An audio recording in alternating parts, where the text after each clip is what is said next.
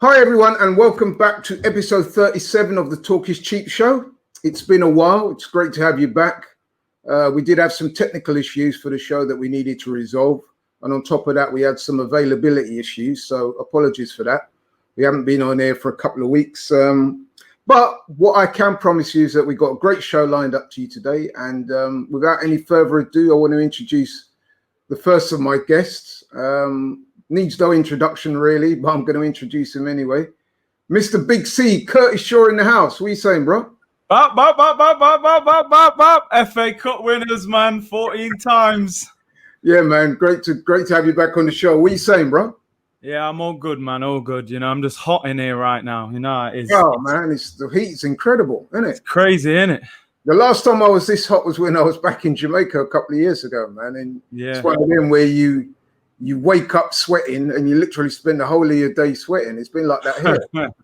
Although I'm hearing that by tomorrow it could change quite drastically. So I think we better enjoy it while we can. So what are you saying, man? Tell the people what you've been up to, football aside, in the last couple of weeks. Because obviously we're going to get onto all that later.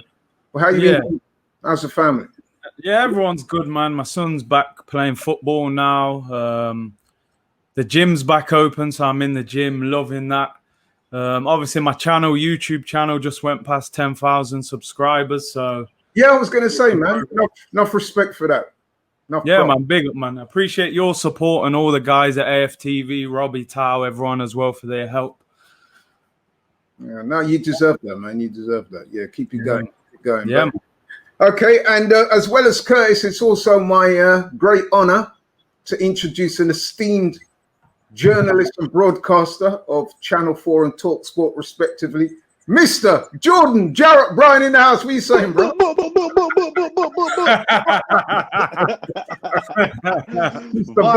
Vibes. Yes, sir, Bridget. Yeah, man, we're good, man. We're nice. We're hot. We are good, man, but sure.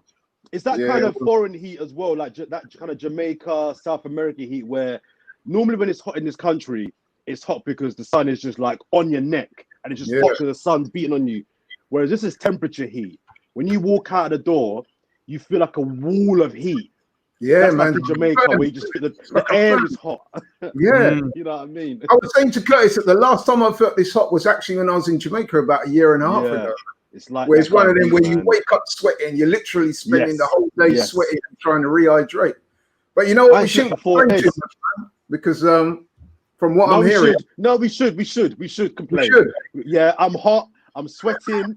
I should complain and I will complain. I'm hot. But what would you rather be, hot or cold, though?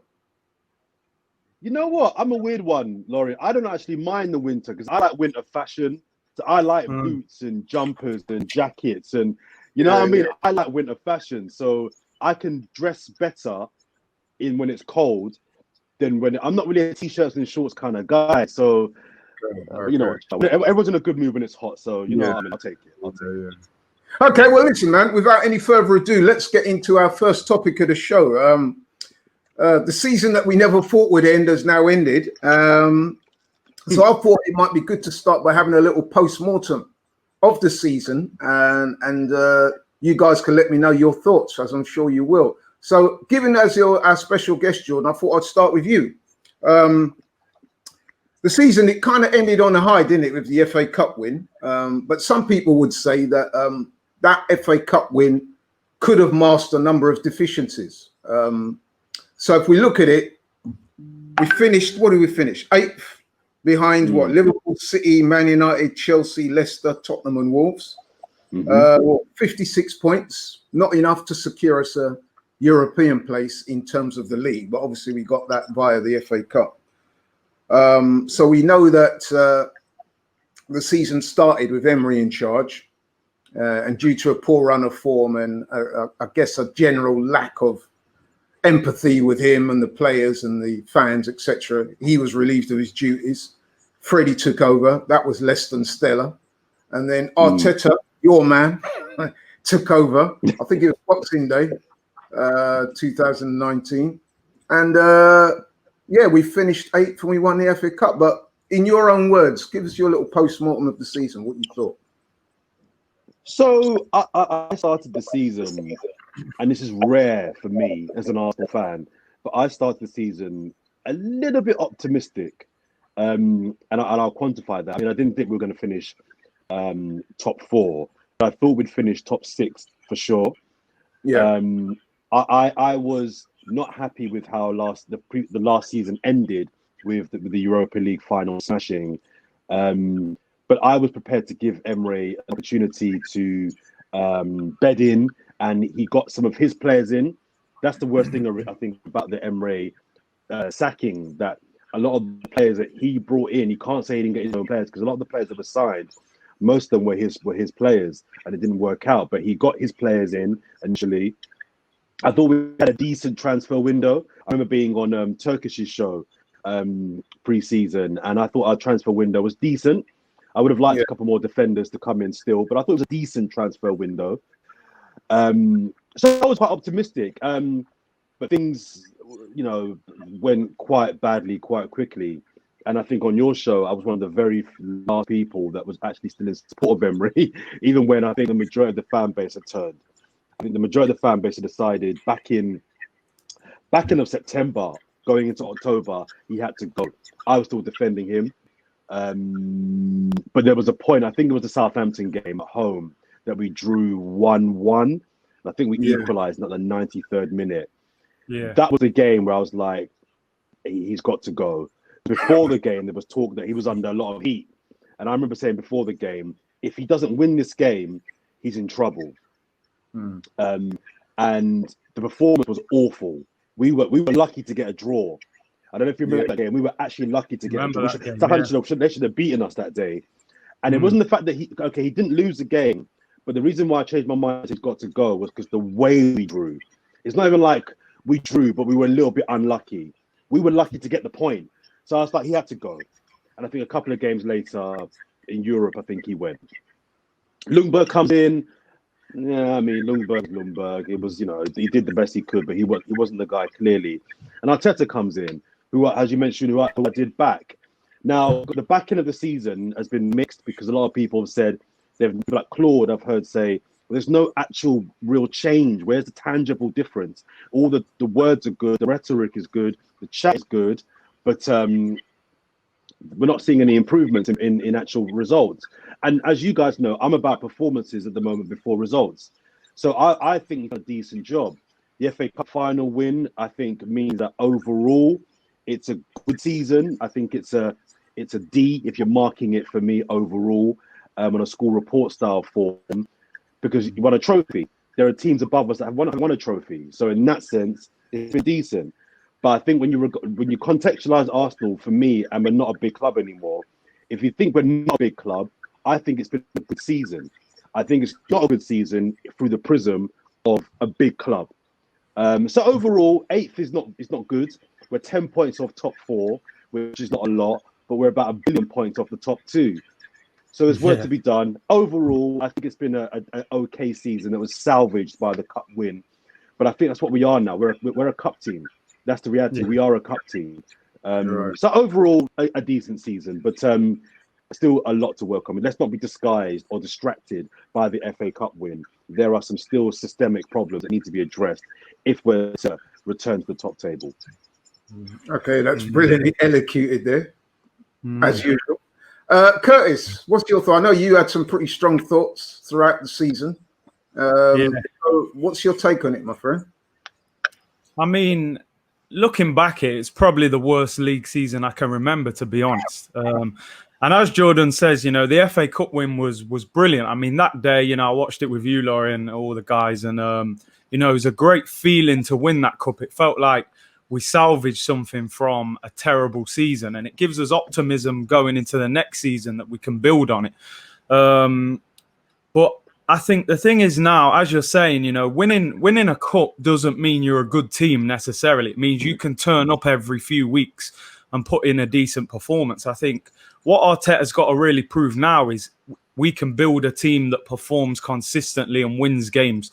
I think we need to start beating the big teams away from home. We need to go to Liverpool and Man United, Man City and win games in their back garden. You know, there's a big difference, I think, between winning home games and away games.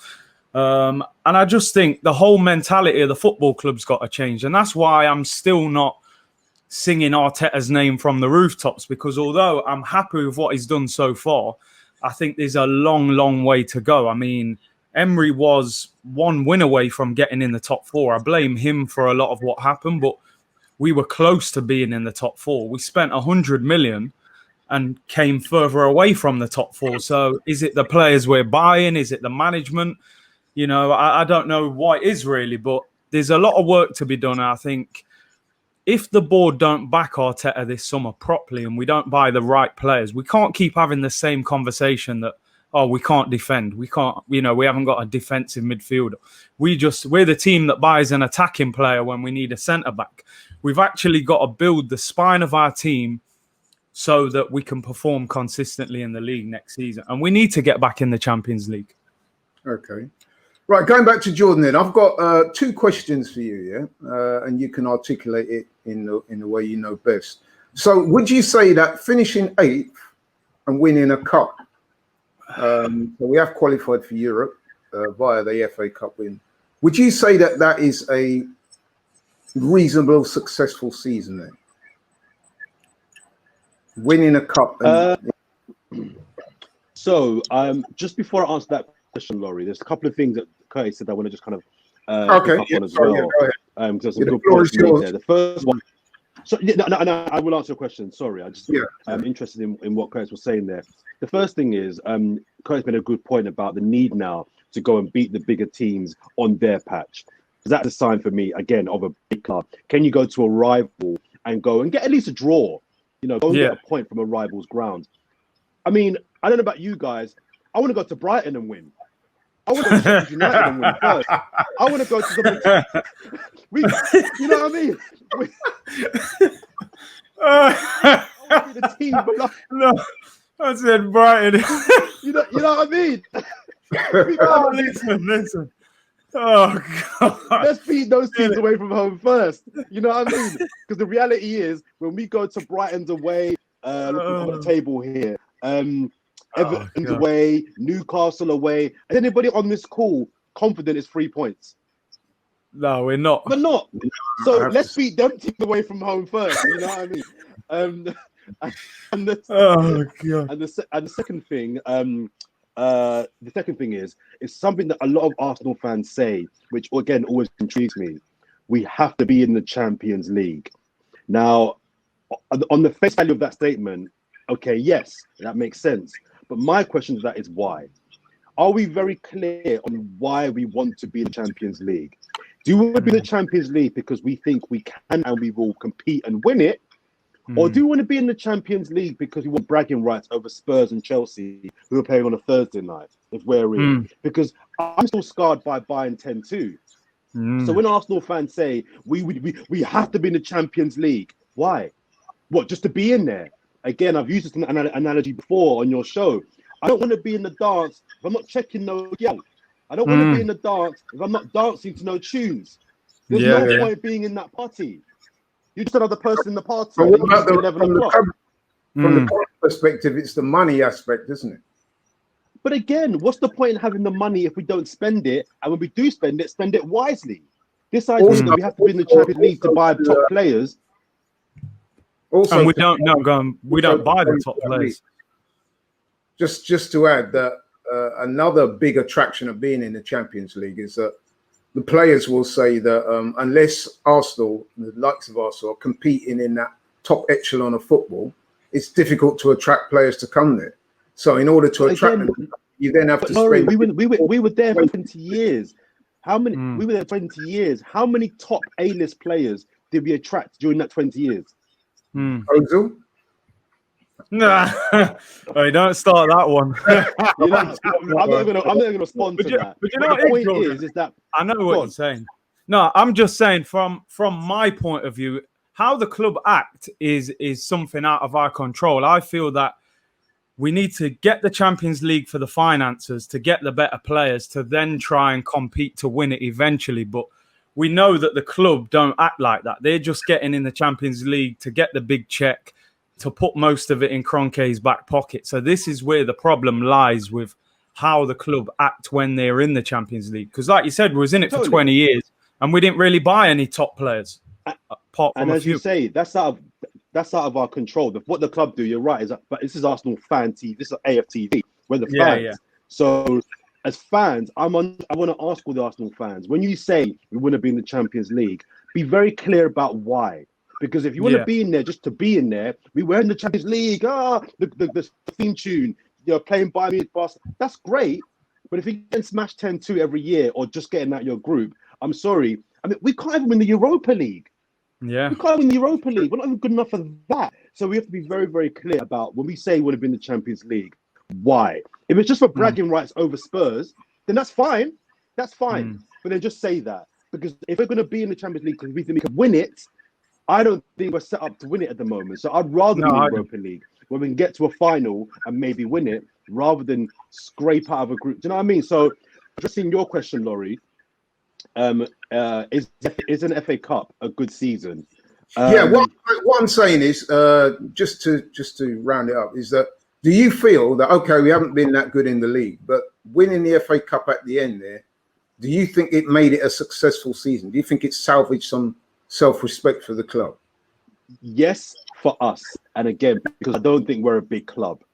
I think for a big club, the league position is what you're judged on. And the FA Cup is a bonus. It's a day out. It's an extra trophy that's like, no, we're out here cleaning up, we're hoovering up trophies.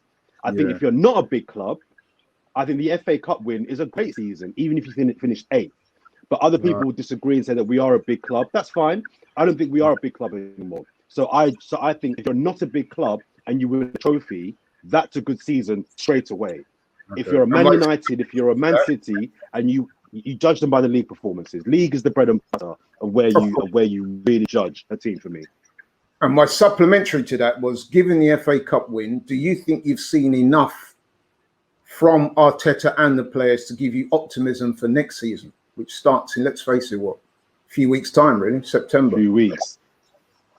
Have you seen enough there to give you confidence for next season? You have. I have, but only more so from the Man City win, which, by the way, me and Curtis both said on this channel we were going to lose that game. But more so from the Man City win than the Chelsea win. I don't think Chelsea are that good. That game was a game where even at 1-0 down, I didn't think, oh, here we go.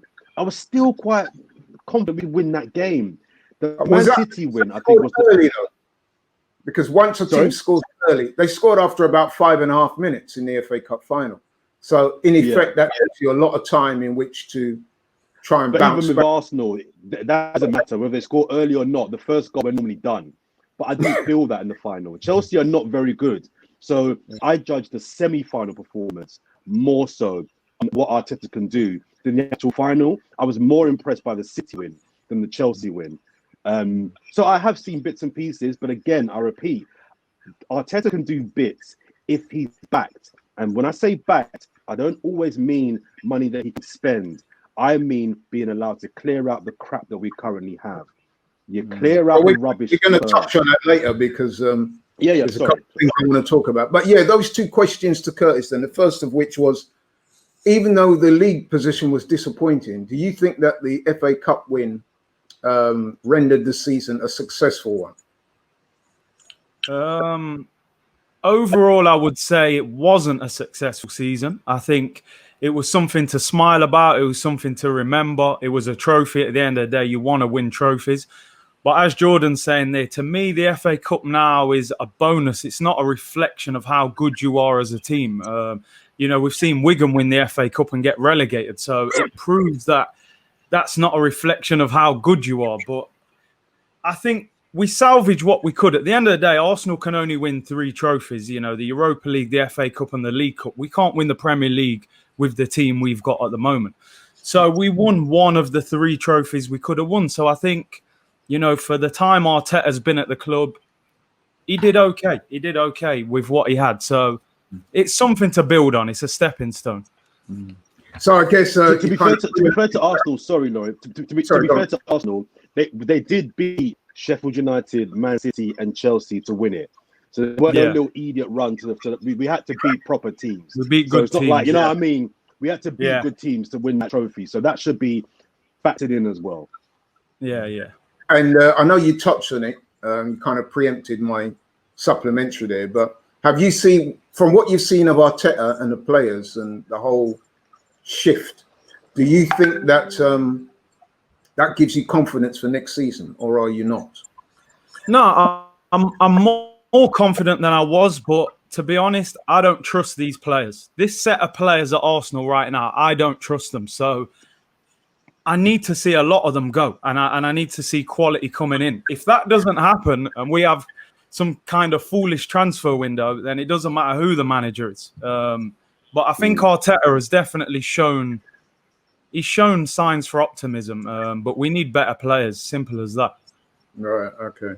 Well, that kind of leads me nicely onto our next major topic, because for the second topic of the day, I thought we could spend a little time discussing some of the potential transfer activity and targets that we've been seeing over the last week or so since the season ended.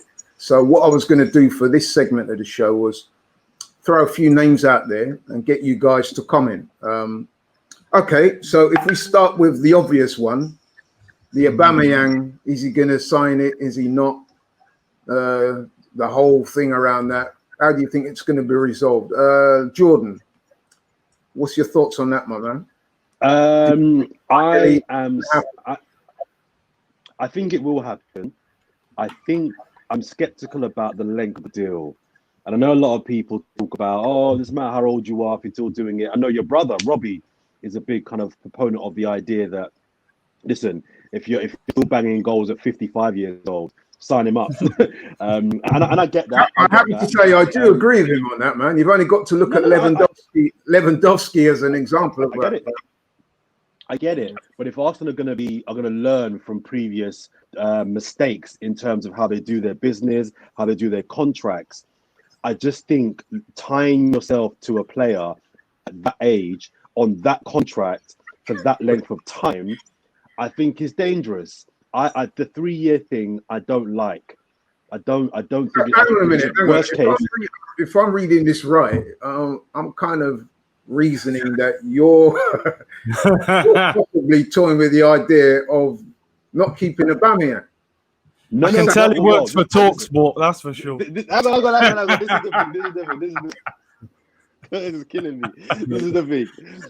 I how about a 2-year deal with a 3rd-year option based off of, I don't know, certain incentives?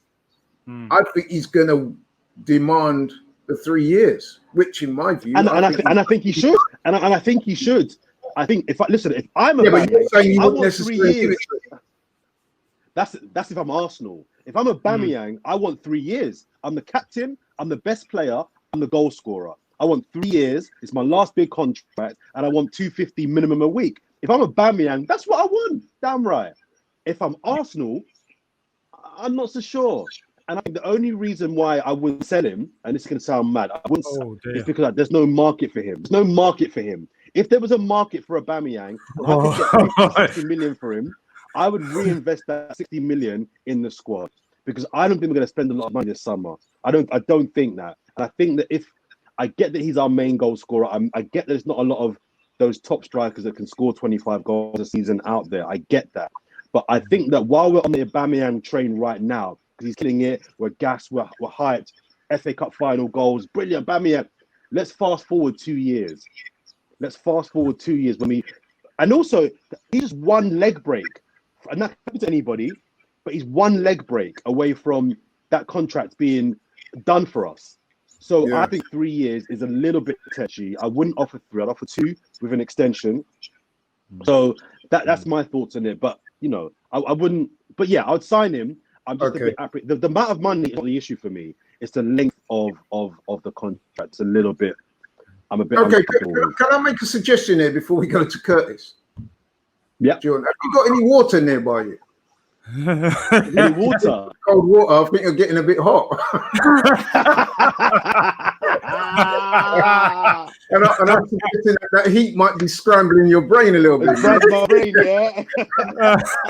Some water, man. You know what I mean?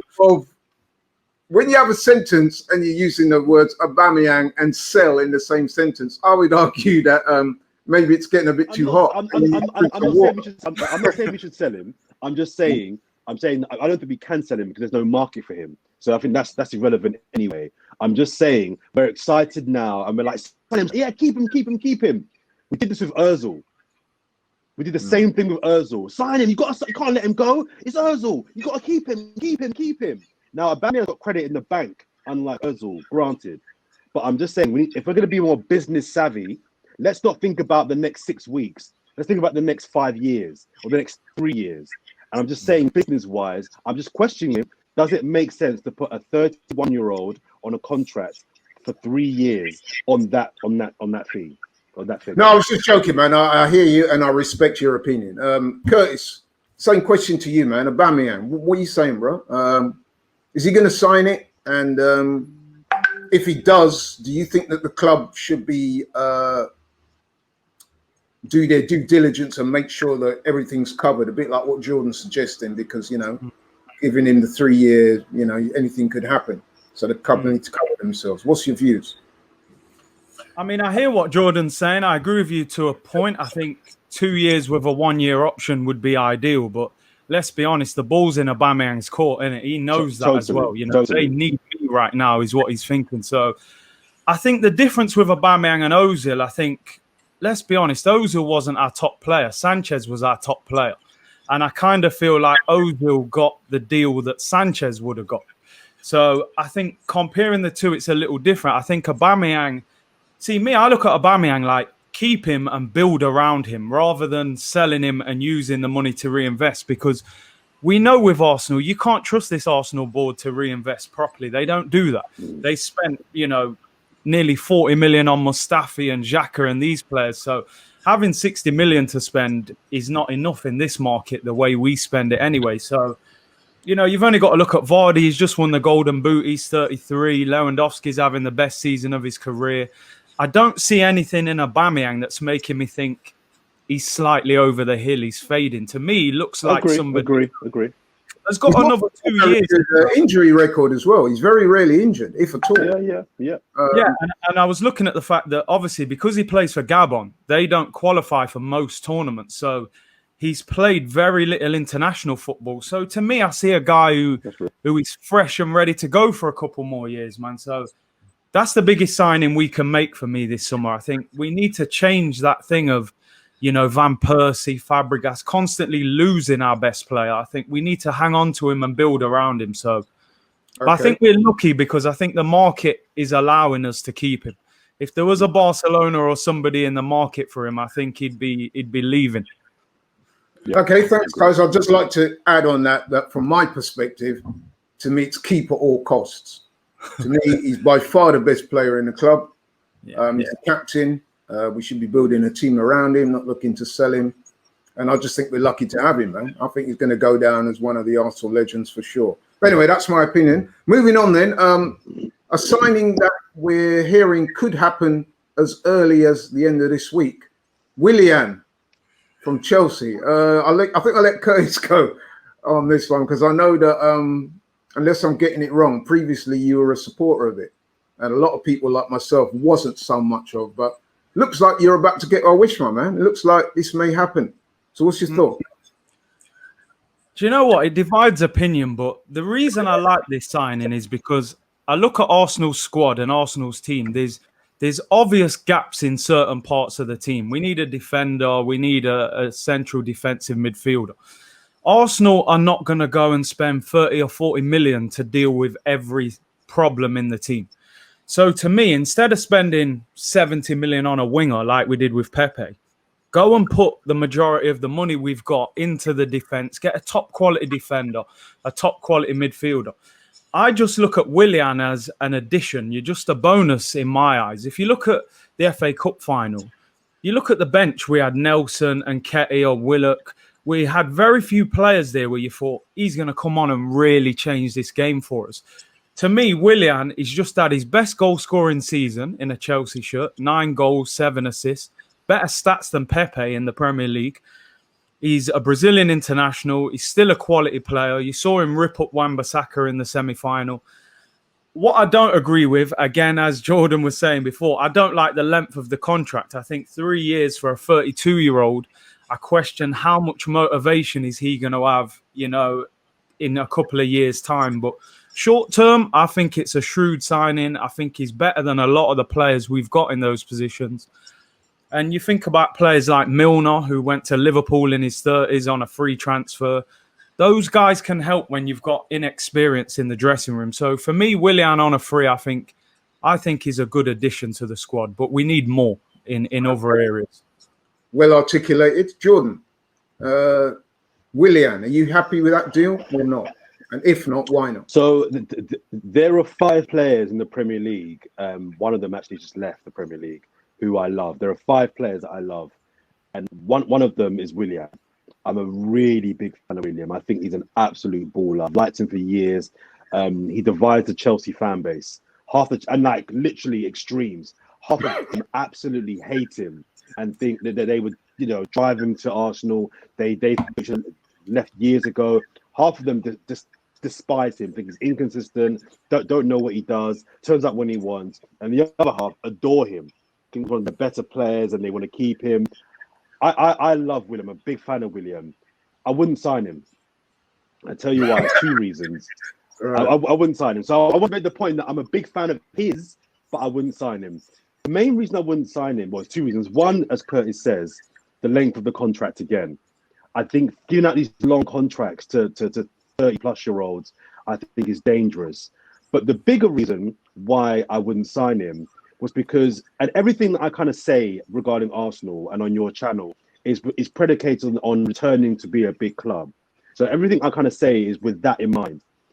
If we're going to be a big club or return to being a top club again, I don't think Arsenal can be considered and looked upon anymore as a team that you offload the players you don't want to anymore. I don't think it's a good look for Arsenal to be just taking all the other big clubs' players that they don't want anymore. At some point, Arsenal have to stop being seen as this club that if you're 30, 31, and especially from Chelsea, you can get a deal. Because no other big club moves like that. I think the aesthetics and I think the way it looks for Arsenal is really bad, that we're every year just taking Chelsea's, we're taking Chelsea's offspring. We're taking Chelsea's guys that have been thrown off the boat. Mesut Ozil, let's be fair. We only got Mesut Ozil because Madrid didn't want him no more. We got Alexis Sanchez because Barca didn't want him anymore. Aubameyang, that broke down at Dortmund. They didn't want him anymore. So at what point do we stop being the club that other teams just think, oh, Arsenal will take him. Go Arsenal. I don't think it's a good look. And I think at some point, if we were taking Pulisic from Chelsea, if we were taking, I don't know, even Kante from Chelsea, I'd be like, okay, cool, because these are guys that are at top of their game, that are adding value, that where other teams would want them. Cech, Luiz, Gallas, Benayoun. How many more Chelsea players are we going to take that have reached the limit of their capacity at that club that can come to Arsenal? It's convenient. I think it's a bit more professional than maybe Cech and Luiz were in terms of motivation. Yeah. I think he could still do a job for us, but it's still convenient for him. He's come out and said publicly, the only reason I would go to Arsenal is because I'm happy in London. What? What?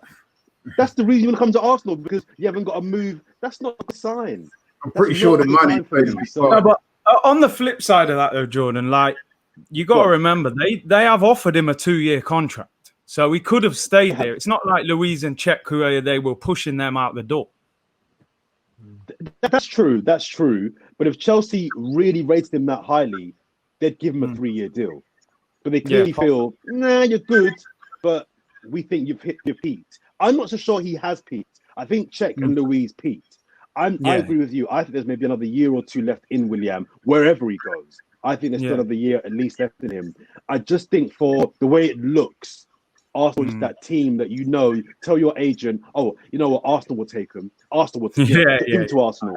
And the fact that his agent, I believe, is the same agent that runs Luis and Coutinho.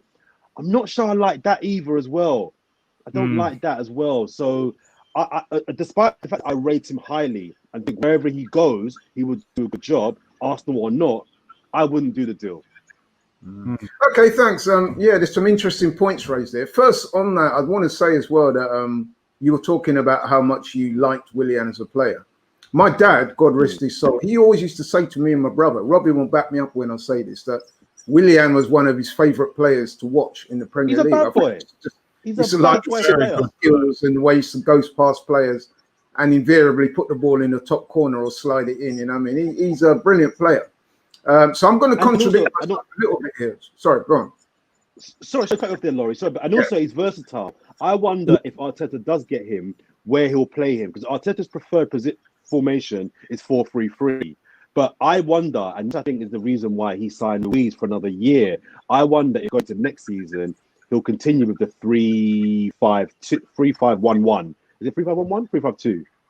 The three at the back, whatever the attack is, and if so, where Willian fits into that, or if at all, if it's Curtis says he's just a squad man, can he maybe play in the middle? Can he play central of a three? I don't know. Well, it's interesting because I see Willian as I could see why he would be attracted to Arteta and Arsenal, because you've got an experienced Premier League tested player who's proven, and he's a midfielder that can score goals, and that's an area of the pitch where we've been sadly lacking in recent years. Good set. So I think no one can dispute his quality. I was interested to hear you say that the Chelsea fans you've spoken to are quite divided on him, and that's been my experience too. When I've spoken to Chelsea fans, they're quite divided. Like you said, some really like him, some not so, and some people say as well that he can flit in and out of games a bit too much for them. You know what I mean? And I'm also going to sound a bit contradictory here because earlier on I was espousing the virtues of Aubameyang and Lewandowski and Vardy and people like that, and they're well into their 30s. But I'm not so sold on the deal because of the age and because of the length of the contract. What you were saying, I quite taken with what you said when you were saying that if Arsenal are trying to push on to be this club, new exciting club built on the back of youth and bringing in players who got the right mindset and so forth, I would have thought we would have looked elsewhere. So I wasn't that keen on Willian. But you know what? If we do get him, I wouldn't be shouting down the houses about it. But no. Wouldn't have been something I would have been looking at normally. But anyway, thanks, guys, for your comments on that. Now, this was an interesting one, especially after the FA Cup final and the FA Cup run, in which I thought he excelled. But it would appear that Maitland-Niles might be surplus to requirements, certainly as far as the club is concerned. And what's even more interesting about this one is that what I'm hearing is that Arteta would quite like to keep it, but it's the actual club that want to dispense with his services because they think they obviously can get some money. And that kind of alludes to what Jordan was saying earlier about the club needing to back Arteta. But yeah, the Ainsley Maitland-Niles. We'll start with you, Jordan. What do you think about that, man? It's been rumored. It's an interesting one. Yeah, the reason why I find it interesting is because the price tag that I saw in the paper that was projected that Arsenal want for him was 30 million. It was like, whoa. So I wonder if the club have found out that they can get 30 million for this guy and thought, whoa, we wasn't going to sell you before, but if we, a bit like Iwobi, if we can get that fee for you, bruv, you got to go. You got to go. Because if I'm another Premier League side or any club, I'm sorry, I like Ainsley. I'm not paying 30 mil for him. So if the club can get that kind of money for him, that's a no-brainer for me. I feel sorry for him, I don't think he's a long-term replacement for the likes of Bellerin and people like that, and he can play midfield. I think they'd be kind of mad to let him go, man. I'm a big believer in specialists for positions, Laurie. And I feel a bit sorry for Eddie because he came in as a midfielder. I think his debut was at Old Trafford a few years back. I might have got that wrong. And he kind of got farmed out as a right back. And he's kind of learned that position now. And that seems to be kind of what he is now. But he's not a right back. So I think he's done a decent job there. I think he's improved. I mean, I'm ambivalent. If he stays, I'm cool with that. If he leaves and you can get a good price for him, there's no tears on the pillow either. So I feel a bit sorry for him. But I think he could go to a Premier League club or even a top-end Championship club and do a good job. So for his own career, maybe it's best that he leaves because he's not going to be an Arsenal starting 11 player anytime soon. So I'm a little bit in the middle. I'm a little bit meh about this one. Okay, Curtis, Ainsley Maitland-Niles, stay or go for you? Do you know what it is? I think it's circumstantial. I think he had a whole year with Bellerin being out to make that right back spot his own. You don't have to necessarily be a natural defender to, look at Trent. Trent was a midfielder. He's now probably rated as the best right back in the league. I just think Ainsley wants to play in midfield. Everything you read is he wants to play in midfield. That's his position. And I think Arteta's probably looking at it and going, you're not going to get in Arsenal's midfield. And you don't really want to play at right back.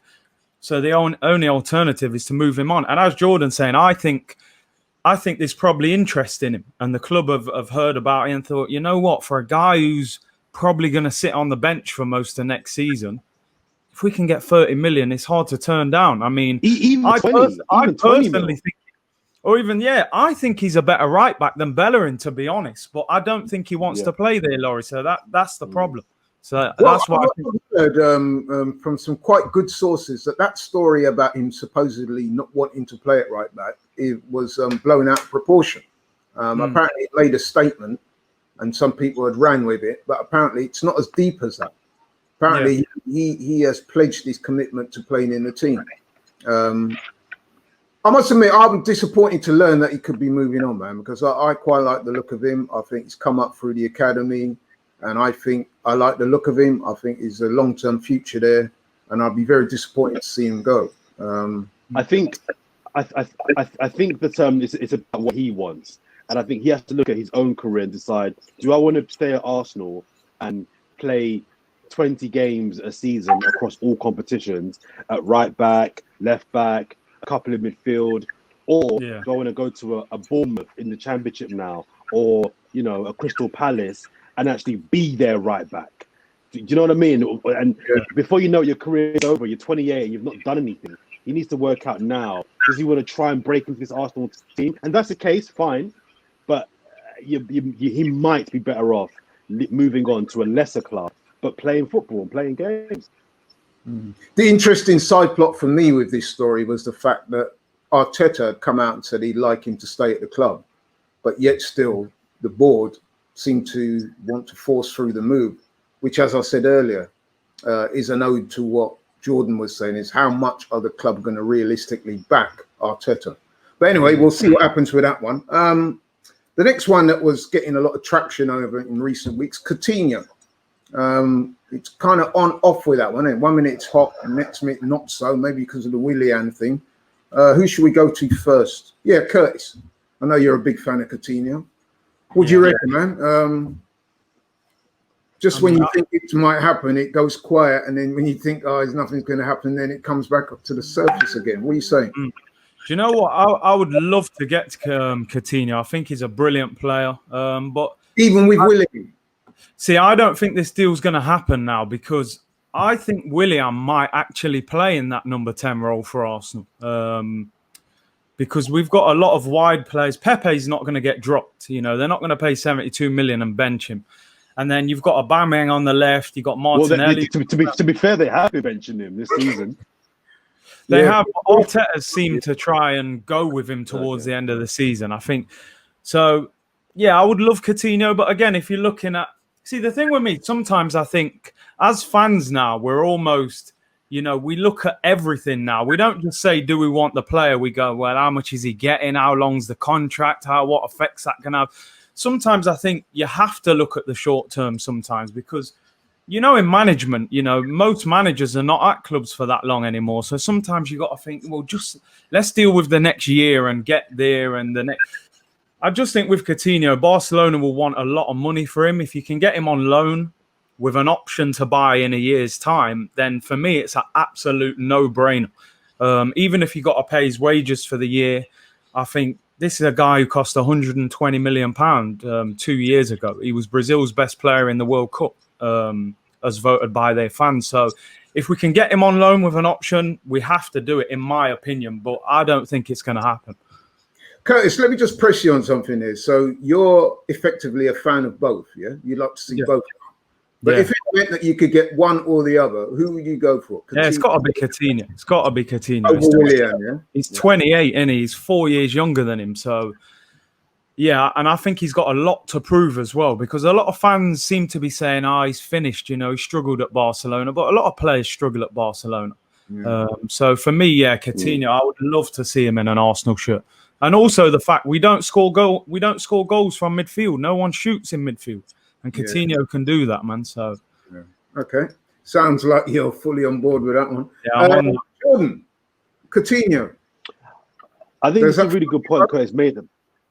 Yeah, I think it's a good point Curtis made about sometimes Arsenal football fans, and I think when he's just talking about me inadvertently, we think about the big picture too much, and we think about the next 2 or 3 years, and we think about what this means for this and that. And I think he's right that sometimes we've got to just sort out, if the house is leaking, just deal with the leak now. You know what I mean? Worry about the structural problem of the house. That's important, because then the leak will come back in 6 months' time. But sometimes you got a leak in your yard, just stop the leak. You know what I mean? So I think that's really, really important to say as well.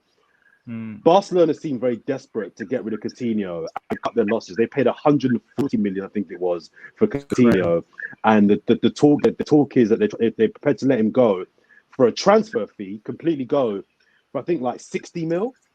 Now no one can afford that, so that's why the loan thing comes in. As I understand it, the only difficulty they're having is that Barcelona won a 1 year or a 2 year loan deal with a 3rd year obligation to buy. So you have to buy. No. We want 2 year loans with the option to buy, which I think is the right thing to do. You can't tell a man you loan him and then you have to buy him. Well, I don't want him no more. So that seems to be the kind of issue for me. Again, the ageless involved. I wonder if he's playing tricks and he's trying to do a thing whereby, I can grease the wheels of Coutinho and get Barcelona to lower their price on that if you take Willian as well. 2 for 1 thing. You know what I mean? Yeah. Because he's really got the deal with Luis signed. So we're looking after him. We're nicing him up right now. Right now, that kid Ratchet is nice with Arsenal. Yeah. His holiday for the next 4 years is wrapped with the family. He's good. They're paying for his kids' university fees for a while. He's good. So there's that element to it as well. Would I sign him? I would, if a couple of defenders come in first. So I'm not against signing Coutinho. Bring me Partey first. Bring me another centre back or a right back first, please. I beg. Get me some defenders first, and then Coutinho comes in. Coutinho for me is still a top player, and I take Curtis's point as well. I agree that some players it just doesn't work out at Barcelona. Griezmann's there. Yeah. It's not working out. By the way, I knew that wouldn't work out because him and Messi in the same team, they're making the same runs. It was never going to work. So sometimes it just doesn't work. No, that sounded like a Hollywood. As long as get me some defenders in first, please. That's what I ask. Yeah. Okay. Well, thanks for that. Some great opinions there. Talking of defenders, and we're going to have to move this on because I'm conscious of the time. But talking of defenders, Gabriel, he's been linked with us.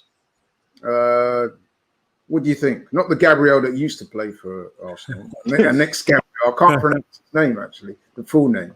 It begins with I. But Igonos or something like that? Regardless, I think. Okay. But we're both aware of the guy I'm talking about. Yeah.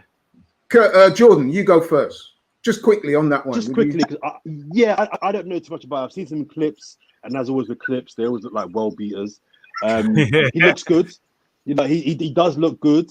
And right now, my view is that can he be any worse than what we've got? Just bring him in. Just bring him in. He can't be worse than what we've got. You know what I mean? So I'm looking forward to seeing Saliba next season, man. I'm hearing some. So am I. And Mari, I heard, is back in rehab at the moment. So let's see how Mari comes on. Yeah, I would get him in, like I say, just by default because he can't be worse than what we've got. But that means someone's got to go. So whether it's Chambers, Holding, Mustafi, You can sell all of them, man. Sell all of them. Oh, you know what? There you go. Just bag them up and take all of them. Yeah, man, take them all. Who's going to take them off you? That's the thing. And for how much? Problem, yeah. Right, Curtis, on the Gabriel thing, what are you saying then? Yeah, similar to Jordan, bro. Honestly, I haven't seen a lot of him. I've been on YouTube and that, but, he looks like prime Maldini on YouTube. So, yeah. He's young, he's Brazilian, he's strong, he's quick. He's got that name in it, that sexy name, Gabriel. Must be good, innit? It's glamorous, man. We'll never sign like that. Before, and he didn't turn out to be that good, and he was Brazilian. Yeah, he's got a little bit of swag about him as well. Like he's got a little bit of something. Forget how he played. There's something about him where he's got a bit of personality about him as well, which I like. Yeah, but Troops has got a lot of swag as well, but you wouldn't put him in defence, would you? Well, with our defence, I might. Yeah, he can't be any worse than some of them, man. But no, I just say, man, I'll probably just take a chance on it. I'm with you lot, man. Get him in. If he's half as good as the clips look and how he sounds, and he's got that whole Brazilian swag thing going on, we might as well get him in, man. Yeah. Right, Partey, that just keeps to be dragging on and on. That's gone on as long as the Aubameyang thing, you know that. The amount of times on this show. Can I go? Sorry to cut you. I'm sorry, I'm going to go first, but this one's really annoying me because his release clause, I believe, is £50 million or 55 million euros, something like that. Yeah. In my opinion, he is arguably the best defensive midfielder in the world. That release clause for me, I think, is a bargain. So if I'm Arsenal, I'm thinking 5 million for possibly the best defensive midfielder in the world. Activate that Ras, get the deal done, and bring him in. He should have been done before any deal. Sorry to interrupt you. Not only that, it's clear to me that Partey wants to come to Arsenal. He's pretty much said it without saying it, that he wants to go to Arsenal. You know what I mean? This is vintage Arsenal. About Arsenal, you know what I mean? We need Partey. I saw him up front when we was in the Champions League a few years ago. Champions League, maybe Europa League, and Atletico came to the Emirates, and it was a great day, great game. I think we drew 1-1. They scored in a Koscielny own goal in the last minute or something like that. And Partey, he was the guy that stood out for me. I watched him. I cammed him the whole game. He was absolutely brilliant. He can play defense as well, centre back too. For me, this should have been done weeks ago. The release clause is cheap. No brainer. This is a no-brainer. How much is what in wages? 130, 150? Sign deal, man. Get the deal done. So I'm with you. And not only that, man, the man's Ghanaian. There's a big Ghanaian community in Enfield. He can come and stay around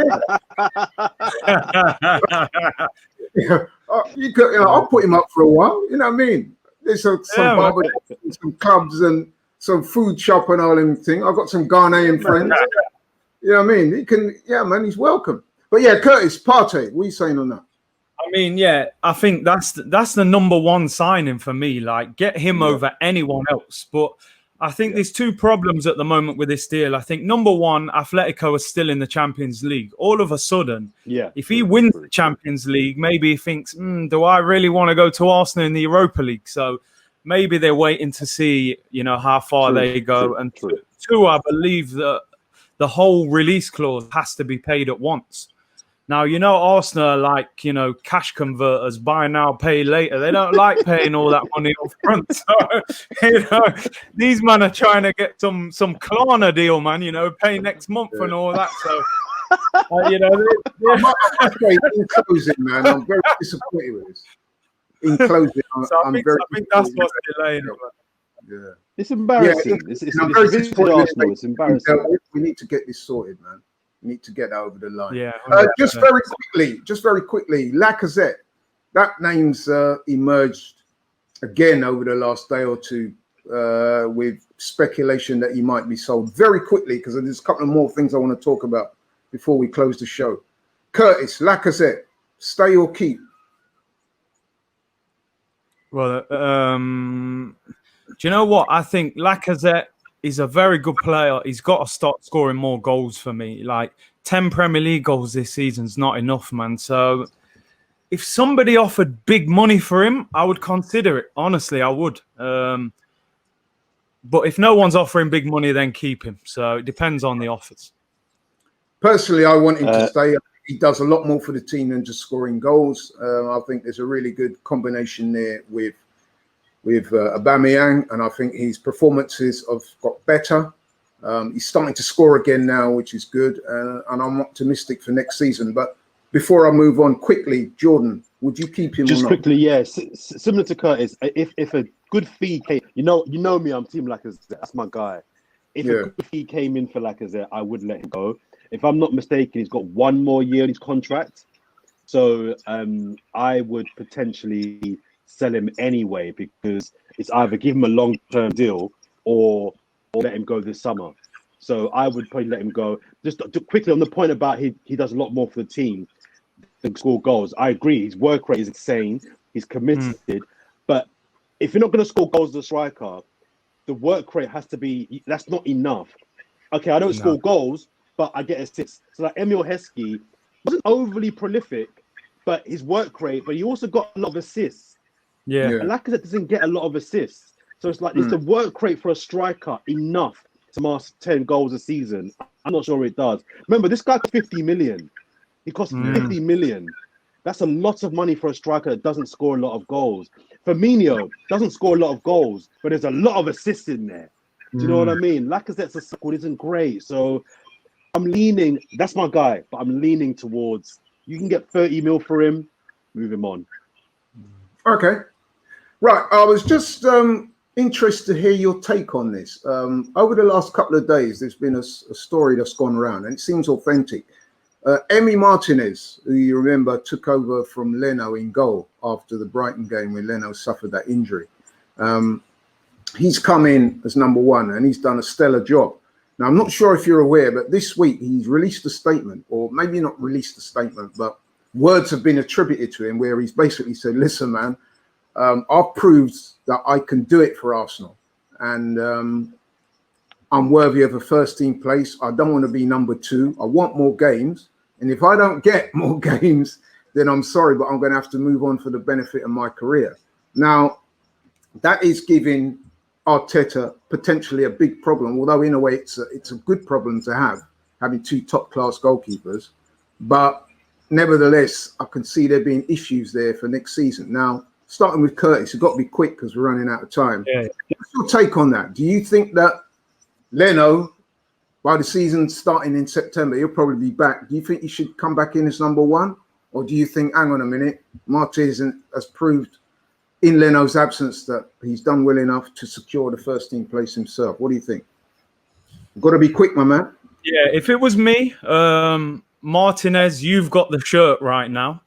And I felt more safe with Martinez in goal than I actually did with Leno. I think Leno is a higher rated goalkeeper, and we do have to look at the fact Martinez was good for 6 weeks. You know, it wasn't a whole season, so we still don't know how good he will be over a long period of time. But at the moment, I would say to Leno, you've got to win that shirt back. So Martinez, you can start pre-season or the Community Shield. You will be in goal for me. I think he's earned that right. So, okay, Jordan. Yeah, it's a funny one. I mean, those kind of quotes from Martinez is what I would expect him to say. You know, if you know, you push out your chest and back yourself. I want to be the number one. I've done a good job for 6 weeks. If I give me that, the guarantees that I can start next season, I'm off. That's fine. That's up to him. I don't know where I stand on the whole. If you got the shirt, keep it. Leno's our number one, and Leno is a good keeper. I think Martinez is as good as Leno, but Leno is our number one goalkeeper. Let's not forget that. I think we can agree, bar Aubameyang, probably been our best player this season. And I also agree with Curtis that being a backup, man, it's a little bit like politics. It's all well and good being the opposition, criticizing the government. You should do this. Why don't you do that? If we were in power, we would do this. It's all well and good from the outside saying, yeah. When you're in the hot seat, can you deliver? So Martinez being the number two for 6 weeks, 2 months, playing well, fine. But when you're the main man over the course of 38 games, can you maintain that? So to wrap up briefly, I would I would stick Martinez, but I would let him know that Leno is still number one and you're on trial. Okay.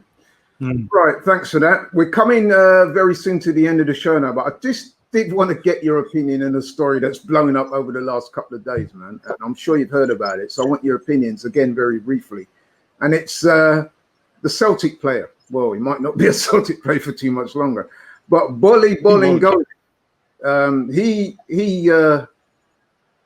I don't know what come over this guy, man. And I know we used to have the segment on the show, Curtis will tell you, about footballers behaving badly, but this is as bad as and egregious as I've ever seen. But this man decided while quarantine, he's going to take a trip over to Spain.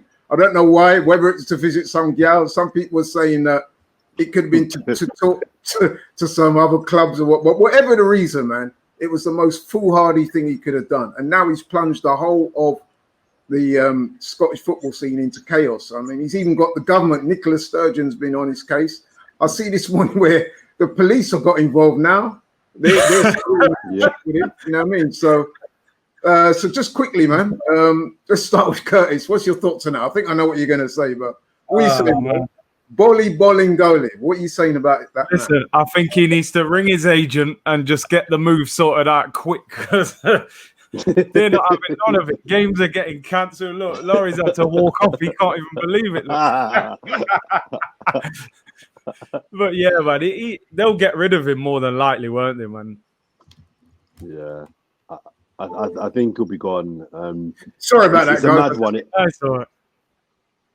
Yeah, but I did hear. I was saying, I think he'll be gone, man. Anyway, that's the short of it. I don't think he'll be at Celtic next year. Yeah, I mean, it's crazy what he did, man. It's stupid. It's dumb. I don't think he's the only one. I think other football players have done this. He just got caught. But I think it's like society. There are people that are breaking lockdown rules in normal life. He just happens to be high profile and got caught. Well, there was the Aberdeen players as well that they went on some little jaunt, didn't they? You know what I mean? Well, exactly. I think people are doing it. But this one's particularly egregious because this man flew out. Yeah. Listen, it's dumb. Hang on, the man booked a flight, and flew out to Spain. Between games as well, I can't believe that. So I'm thinking to myself, I know what us men are like. Now, what would be the type of thing that would make you do something like that? And I could only think of my thing. There's only two things. There's only two things, Laurie. Money or gal. The two things that make a man break lockdown rules is money or gal. I'm thinking this man is. I mean, on a serious note, man, they're going to have to, I don't know what they're going to do with him, because the way they're talking about him now, I'm worried that someone might try and go for him, man. You know what I mean? He's in big trouble. He's in big trouble because this guy's ruined his career. And he's also he's ruined at threat of personal harm. You know what I mean? There is that. But and I think when you think about the work that football leagues, English, Scottish, have done to get the seasons back up and running, I said it was too early and they shouldn't have done it. But to be fair to the Premier League, the Scottish, they've done pretty well. To be fair to them, they've done really well to get football back. And my man has just kind of compromised all of that with his dumb actions. So they've already had to postpone games. And if they was, I think Celtic will. Go on. Yeah, I was saying they've already had to postpone games. If it gets any more serious, I could see lawsuits landing on his doorstep, man. You know what I mean? I think so too. I think that him being sacked by Celtic may be the least of his problems. I think he may have some serious problems, some questions to answer, because he's compromised not only his team, the league, but arguably society. Do you know what I mean? So, it's dumb. And I'm just seeing here on the BBC website here in Barcelona, an unnamed squad member has tested positive for the COVID as well. So, oh my gosh, yeah, there's two men. So it's two men that have ruined it for themselves over the past couple of weeks, man. First Wiley, and now there's them two. Oh, we won't go there, man. We won't go there. But anyway, listen. Thanks for that. We're coming to the end of the show now, guys, and I'm really grateful for Jordan to join us, man. He's been a great guest as always. Much. You know I love this show, man. Anytime. Yeah, man. We love having you on, man. I like about you is that you're articulate, you're eloquent, and you always come with some alternative views that that perhaps the likes of me wouldn't necessarily have thought of. Curtis, the usual standout analysis and football expert. It's great to have you back as well. To the people out there watching, man, thanks for watching. Sorry you haven't been on for a few weeks, but we're glad to have you back. Hope you'll continue to support the show and AFTV as a channel. So like, share, and subscribe. Yeah, man, thanks for your continued support. Thanks to the guys for coming on, and look forward to having you next week. Take care. Robbie here from AFTV. We just got to say a big thank you to everybody who follows us across our various channels. Over 1 million followers on YouTube. Don't forget, you can now also catch us on Reddit. We're on Reddit, so get involved with us on Reddit and also on TikTok. Keep it AFTV, baby, right here.